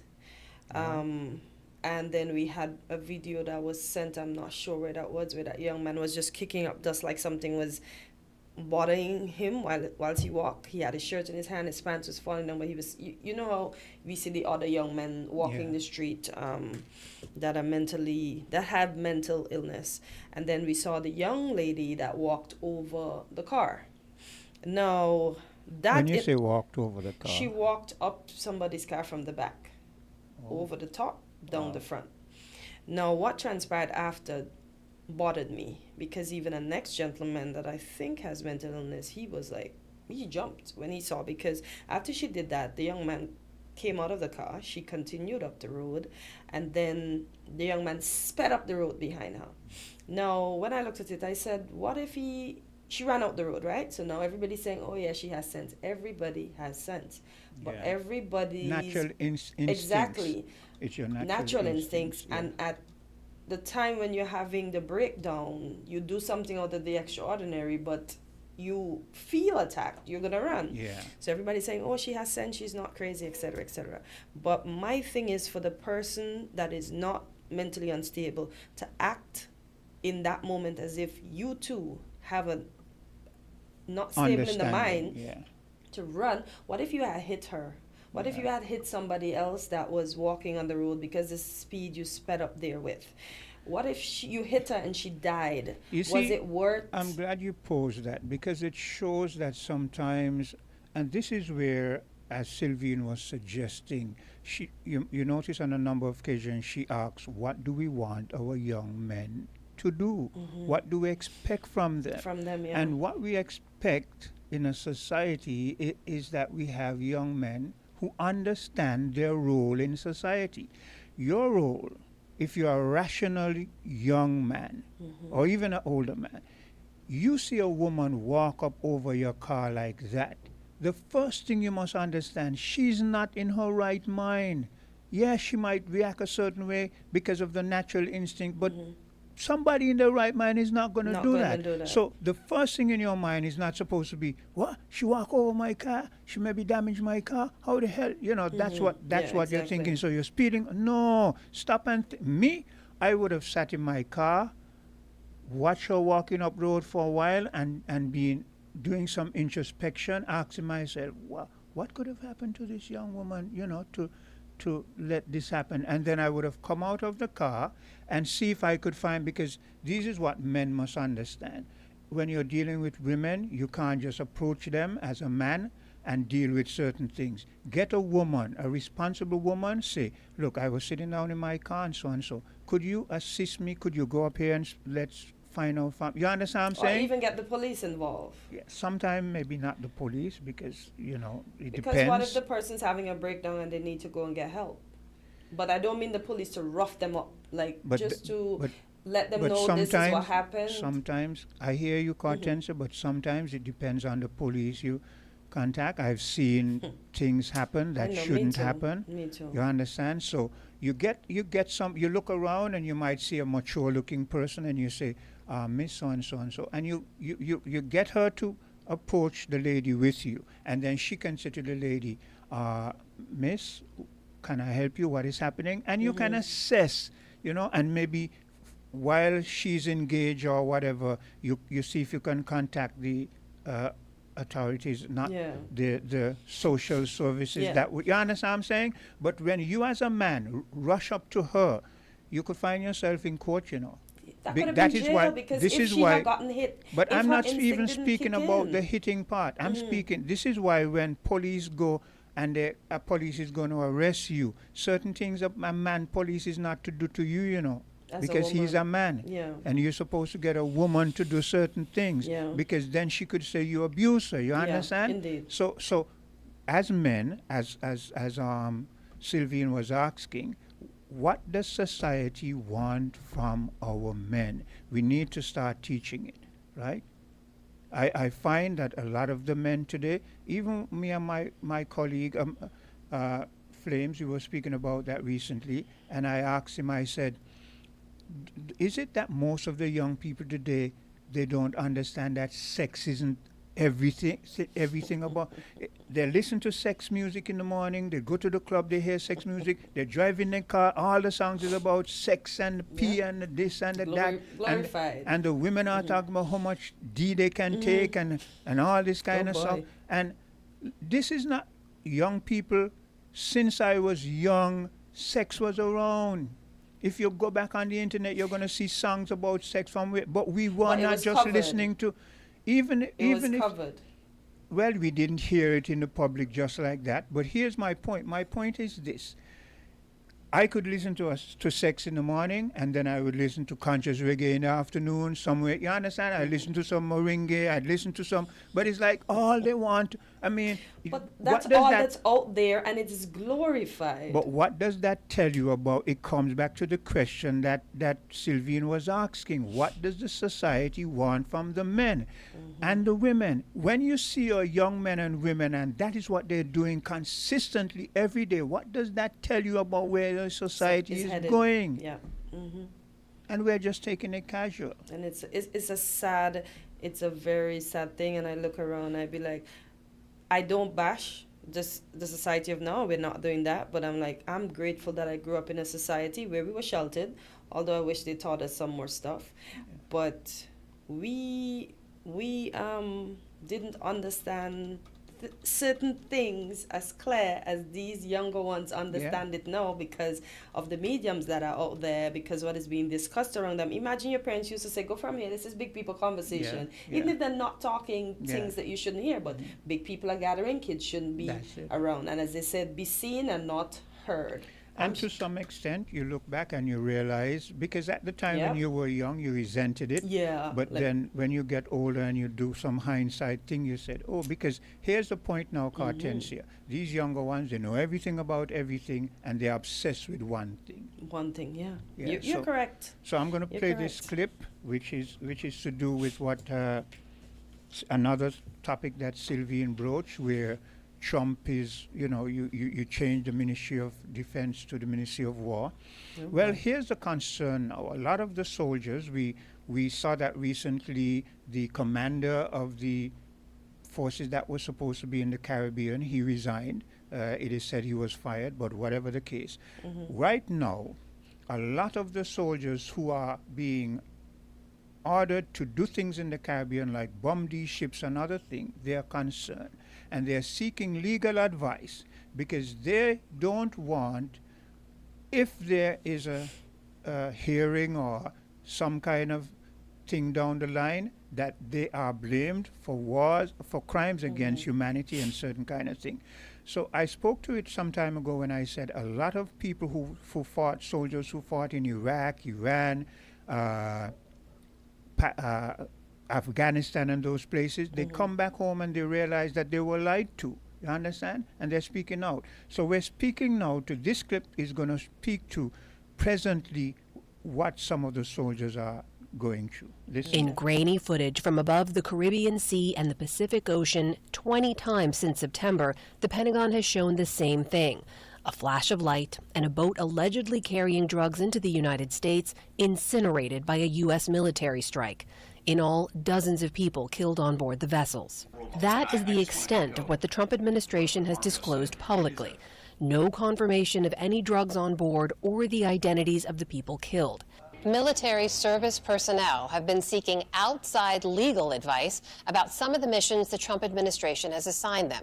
The U.S. strikes against alleged drug trafficking boats have sparked a firestorm of debate over their legality, and some service members are turning to nonprofit organizations for help. President Trump has justified the lethal strikes and the fog of war that's clouded them. They killed 300,000 people last year, these drugs coming in. They killed 300,000 Americans last year, and that gives you legal authority. We know the boats, we know everything else. We're allowed to do it. It's in international waters. If we don't do it, we're going to lose hundreds of thousands of people. According to the Washington Post, Justice Department lawyers this summer crafted a classified memo arguing that U.S. troops involved in the boat strikes would not be in legal jeopardy. Today, reports that the Trump administration is covering its legal bases. On Capitol Hill, open questions, including from Republican members, about the legality of those strikes. People were not happy with the level of information that was provided, and certainly the level of legal justification that was provided. Calls to organizations like the Orders Project, which provides free legal advice to military personnel, are on the rise from staff officers involved in planning the boat strike, signaling heightened concern from within the U.S. government that the U.S. military is exposing those who serve to legal harm. For perspective on all this, we turn to retired Lieutenant Colonel Frank Rosenblatt. He was an Army lawyer and is now the president of the National Institute of Military Justice, which runs the Orders Project. Colonel, welcome to the NewsHour. Thanks for joining us. Thank you. So the Orders Project, for anyone unfamiliar, was started 5 years ago as a place military personnel can get legal advice that's independent from the Defense Department. Tell me about the calls you've been receiving specific to those U.S. military strikes on boats. How many calls and what are people asking? We are primarily getting calls, a lot of people who are tangentially involved. They aren't the people who are actually on the operations or are approving them. And some of these have related to the new military activities in the Caribbean. They're performing some sort of role in between, a staff officer who's asked to apply their expertise.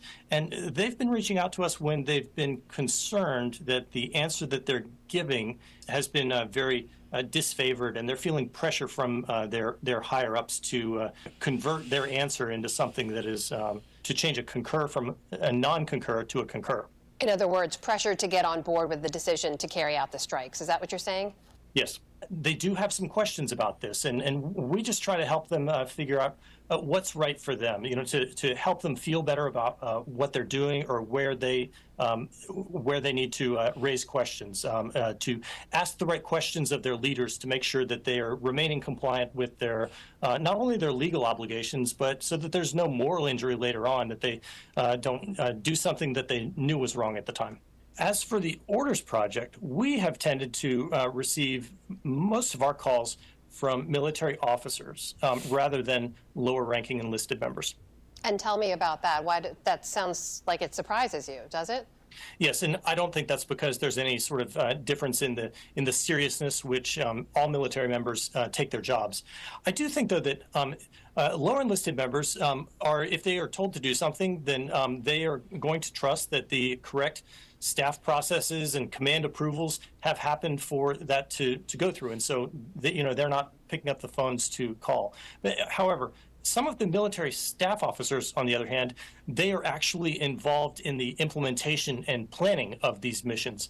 And so when they are able to, I think, maybe get some insight into that sometimes they're may be asked to do things that they don't think are correct, or that are at least maybe boundary pushing and are different than how they've done things in the past. So I should note, in response to a request from the NewsHour, the Department of Justice spokesperson sent us this statement saying, quote, "The strikes were ordered consistent with the laws of armed conflict," referring to the boat strikes in the Caribbean and Pacific, "and as such are lawful orders. Military personnel are legally obligated to follow lawful orders and as such are not subject to prosecution for following lawful orders."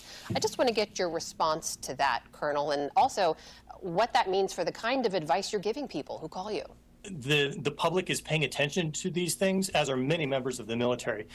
There are lots of questions being asked, and not all of the answers have been forthcoming about, one, the factual basis for this and the legal basis for this. I don't think that we can say that these are orders that are manifestly unlawful just based on what we can see right now, but there are also many questions about the legal basis for this under both U.S. law, U.S. constitutional law, as well as international law. And Colonel, the reporting we mentioned earlier that says there's a DOJ memo that basically says soldiers would be immune from prosecution if involved in these boat strikes. How do you react to that? The conference of immunity does raise some important questions. And my first reaction is anybody who relies on that, the fact that DOJ has signed a memo saying there's blanket immunity, is making a mistake to fully rely upon this. Now, it does mean something, but there are a number of questions. One is, why is this being offered? I mean, we don't normally immunize people. And so the question is, what is it that you're asking me to do? What sort of conduct will confer this immunity? Second, is the person who is giving this immunity, do they have the proper power to do so? For example, if a service member relies on DOJ immunity, that doesn't mean that a state may not prosecute them for any crimes they commit, or if they travel to another country. If there are allegations that they have committed atrocity crimes, then other countries could invoke their own universal jurisdiction and put them before the national courts of another country. All right, that is retired Lieutenant Colonel Frank Rosenblatt joining us. Colonel, thank you for your time. We appreciate it. Thank you. So you see there, Hortensia, this is becoming a big thing. Yeah, I didn't even realize when you're fighting and you're killing folks that you could possibly. I've seen people prosecuted because they did it the wrong way, but I didn't realize that was the case. Well, it's a difference when you're in war. That is why they named it from defense to war. When you're in war, there are rules of war, and the parties who are engaged in the war can commit certain things like kill one another and so forth. Yeah. But still, if someone surrenders or goes to something, you still are supposed to show humanity. Yes, exactly. Okay, but so that is why they named this war, right? But so that brings up the big question, because this isn't really a war. You just entitle it war, and then you put people to do certain things, and the people who are doing the things are questioning because they know the rules of war. Yeah. And they don't want to be liable for things down the line. Exactly, they want to protect themselves. Yeah, Exactly, it makes sense. you know, Because it's not the person that's giving the order is going to end up, it's the little man that's going to have to take the big fall. We have a Hello, caller? caller. Yes, Scott's here every time. It's always a little man. Yeah. You know when? Well, as far as I can remember, anyway. You know when this started? When? From the time that Reagan. Yes, I remember now. Yeah. Went after Gaddafi. Yeah. You know, his tent, bombed his tent. Yes. I think he killed some of his relatives. Yes. As openly as that, and there were no consequences. That is when it started. And it accelerated, strangely enough, during Obama. Yes. when he started just picking off people. People called terrorists. Yeah. You know? It's true. Most of them were probably terrorists. But the fact is, you don't just declare somebody a terrorist and then tell them that they're and then say they're fair game. Yeah. Okay? Including people, innocent people around them. Because Bin Laden might have been termed a terrorist, but Gaddafi wasn't a terrorist. So you just lump everybody into one pool. But that's what I'm saying. Yeah. You know? so now Trump is basically declared Maduro, and even the president of Colombia. Yeah. Basically declaring them and putting fair game to go after. and putting bounties on their head. Yeah, know? once ago, they'd use clandestine means. Yeah, like the CIA and so on. You know, to go after leaders. But now it's open game. And in any case, when they're going after boats like this, apart from the fact that even if they were drug runners, as far as we know, they weren't armed, couldn't defend themselves. So you don't just shoot somebody like that. Yeah. They would not do that. They wouldn't shoot somebody simply because they feel they're a drug runner, right? They'll apprehend them and go through the process of law. Right. Yeah. But these are not getting any due process whatsoever. And yesterday you broached the question where a particular individual was saying that what the U.S. was doing was to our benefits and that kind of stuff. But when you hear that the very same soldiers who are being ordered to do the acts are questioning the acts that they're ordered to do, then it poses the question, how could this be in the interest of us in the Caribbean region? Right. I think didn't a high-ranking officer retire? The commander of the whole thing, he retired very early. After, I think, the first two bombings of boats, he retired, or he was fired, whichever way you want to put it. He want no part of this. Yeah. Right? And you have to look at the whole ramifications of this. So you want to tell me then that any country that has the power to do it can declare somebody a terrorist or put a bounty on somebody's head just like that? And notice that the legal advisor said, even if you are a U.S. citizen and certain states in the U.S. exempt you from this, beware when you go into the countries of other individuals, because their laws might implicate you, and they would then have a right to hold you and try you under their laws. So it is because of these things why these soldiers, and remember these are soldiers who've been stationed around the world in different, the fact that they're bringing up questions now, as the legal retired general said, why are you posing this to us? Why are you all of a sudden saying, well, we're immune from this and we're immune, when you didn't do that before? That brings up question. Yes, obviously they're setting up for something. Yes. You know, it's really unfortunate. And the thing is, you know, when U.S. citizens are in other people's countries and they run afoul of their laws, yeah, they go to extraordinary lengths. That's it. That's a good to get point. them free. I mean, think of whether it's Saudi Arabia or I think it was somewhere in Thailand or somewhere down Malaysia or some one of those countries. Yeah. They go to extreme lengths to make sure that the laws in that country, they're able to circumvent the laws of that country. I remember in Singapore, an American young man went down there some years ago and decided he would go afoul of their laws. And you know, Singapore don't mess around. And so they jailed him, and they said they sentenced him to some lashes, right? So the United States started to make noise and say, send him to... So what they did was the court, let's say the court had decided today is what, Thursday? Let's say the court had decided that they would give him the lashes on Monday, right?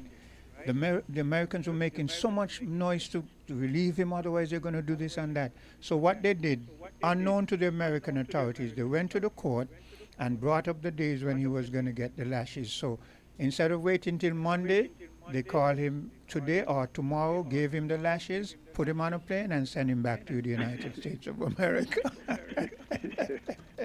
Yeah, of course.